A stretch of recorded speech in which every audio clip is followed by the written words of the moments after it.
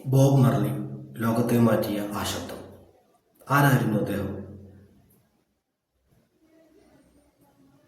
സുഹൃത്തുക്കളെ, ലോകത്ത് എവിടെ പോയാലും ഒരു പ്രത്യേക ചിഹ്നമായി നമ്മൾ കാണുന്ന ഒരു മുഖമുണ്ട്. ജട പിടിച്ച നീളൻ മുടിയും കയ്യിലൊരു ഗിറ്റാറും മുഖത്തൊരു പുഞ്ചിരിയുമായി നിൽക്കുന്ന ഒരാൾ, ബോബ് മർലി. പലരും അദ്ദേഹത്തെ ഒരു ഗായകനായി മാത്രം കാണുന്നു, ചിലർ ലഹരിയുടെ പ്രതീകമായും കാണുന്നു. എന്നാൽ ഇതിനെല്ലാം അപ്പുറം ലോകം കണ്ട ഏറ്റവും വലിയ വിപ്ലവകാരികളിൽ ഒരാളായിരുന്നു അദ്ദേഹം എന്നത് നിങ്ങൾക്കറിയാമോ? 1945 ജമൈക്കയിലെ 9 മൈൽസ് എന്ന ചെറിയ ഗ്രാമത്തിലാണ് റോബർട്ട് നെസ്ത മാർലി ജനിക്കുന്നത്.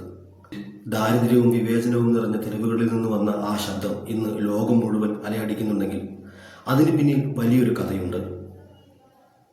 മാർലിയുടെ സംഗീതം വെറും വിനോദമായിരുന്നില്ല. അത് റെഗെ എന്ന സംഗീത വിഭാഗത്തെ ലോകത്തിന് പരിചയപ്പെടുത്തുകയായിരുന്നു.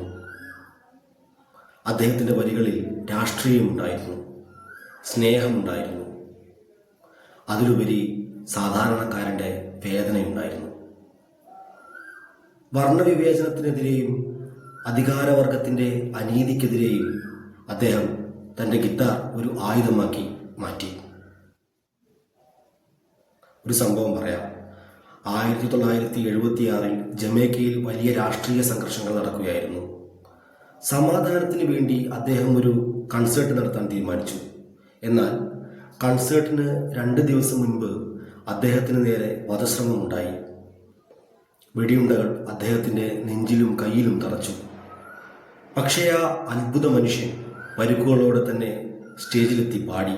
പിന്നീട് ആരോ ചോദിച്ചു, എന്തിനാണ് ഈ റിസ്ക് എടുത്തതെന്ന്. അന്ന് അദ്ദേഹം പറഞ്ഞ മറുപടി ഇതായിരുന്നു: ഈ ലോകത്തെ നശിപ്പിക്കാൻ ശ്രമിക്കുന്നവർ ഒരു ദിവസം പോലും അവധിയെടുക്കുന്നില്ല, പിന്നെ എനിക്ക് എങ്ങനെ വിശ്രമിക്കാൻ കഴിയും?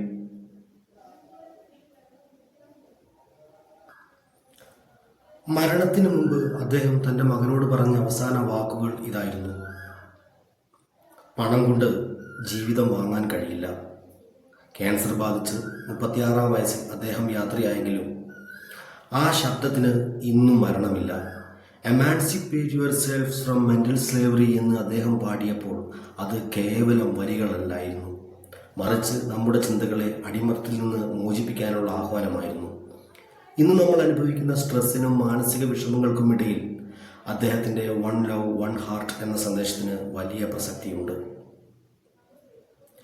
വംശമോ മതമോ രാഷ്ട്രീയമോ നോക്കാതെ മനുഷ്യരെ ഒന്നിപ്പിക്കാനാണ് അദ്ദേഹം ശ്രമിച്ചത്. ബോബ് മാർലി നിങ്ങളെ സ്വാധീനിച്ചിട്ടുണ്ടോ? അദ്ദേഹത്തിൻ്റെ പാട്ടുകളിൽ നിങ്ങൾക്ക് ഏറ്റവും ഇഷ്ടപ്പെട്ട വരികൾ ഏതാണ്? താഴെ കമൻറ്റ് ചെയ്യൂ. വീഡിയോ ഇഷ്ടപ്പെട്ടാൽ ഷെയർ ചെയ്യാനും ചാനൽ സബ്സ്ക്രൈബ് ചെയ്യാനും മറക്കരുത്. മറ്റൊരു നല്ല വിഷയവുമായി വീണ്ടും കാണാം. അപ്പോൾ വൺ ലവ് വൺ ഹാർട്ട്.